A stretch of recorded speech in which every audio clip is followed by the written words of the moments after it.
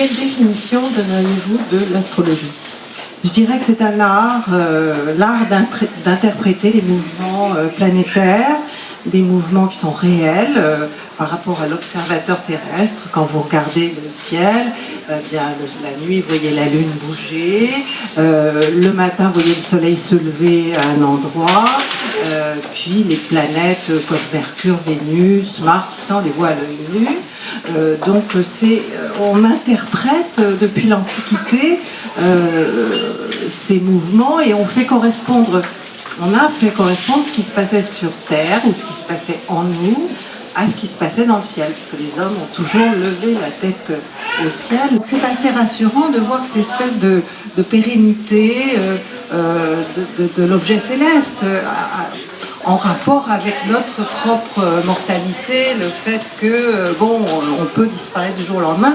Là-haut, ça disparaît pas. Donc c'est ça la grande affaire de l'astrologie, c'est l'interprétation symbolique de ce qu'on voit là-haut et pour le mettre en interaction avec les affaires humaines. Exactement, vous avez tout compris, c'est une loi d'analogie et de correspondance. On fait correspondre ce qui se passe en haut à ce qui se passe en bas.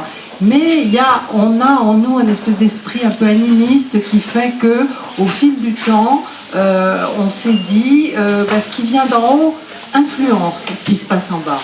C'est pas le cas. Il y a un échange. Alors, moi, je voudrais revenir un tout petit peu sur astrologie et pouvoir. Donc, on parlait de François Mitterrand qui consultait donc une astrologue. Est-ce que vous-même avez été approché par soit des hommes politiques, soit des chefs d'entreprise, des chefs du CAC 40, oui, des sûr. dirigeants? Et dans ces cas-là, comment ça se passe? Écoutez, en général, c'est pas eux directement, c'est leur assistante, c'est leur secrétaire, c'est leur femme, très souvent, qui me téléphone, qui me demande, etc. Parce que je donne plus de consultations, mais à l'époque où je donnais consultation, j'avais beaucoup d'assistantes et qui me posaient des questions précises.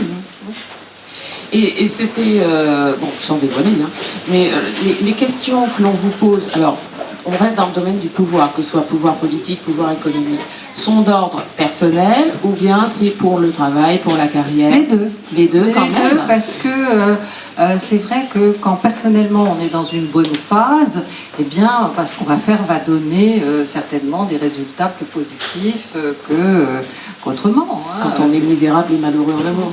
Voilà, oui. Finalement, dans l'exercice de votre profession d'astrologue, vous utilisez aussi ce que vous avez appris en psy, et c'est le côté soignant qui est là, le côté contenant, et qui va aussi, parce que c'est une grande responsabilité quand vous portez votre parole.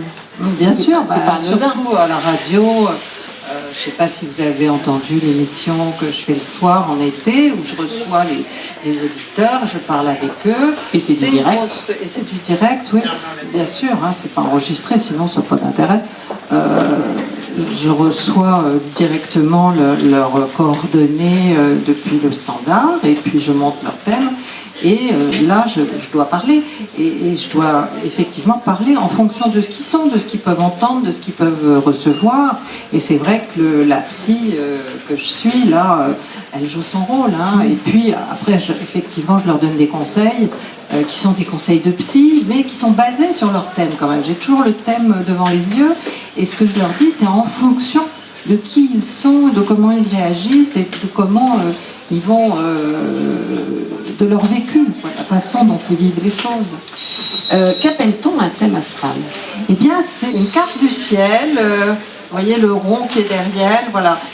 Derrière, c'est la représentation du ciel à l'heure où vous êtes né.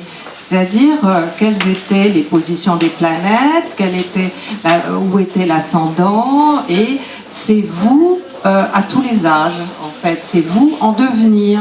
C'est-à-dire qu'à l'heure de votre naissance, eh bien, on a le thème de l'adulte que vous allez peut-être devenir si vous développez certaines choses, si vous en développez pas d'autres. Enfin, il y a tout un potentiel, voilà, qui est exprimé par le thème de naissance, qui est une projection du ciel à l'heure où l'on est.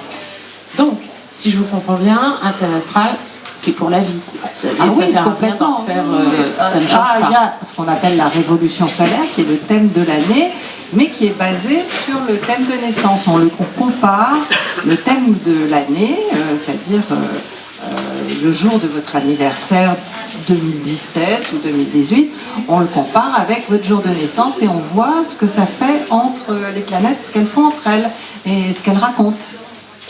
Et moi, je suis là pour, disons, traduire ce que disent les planètes dans leur langage.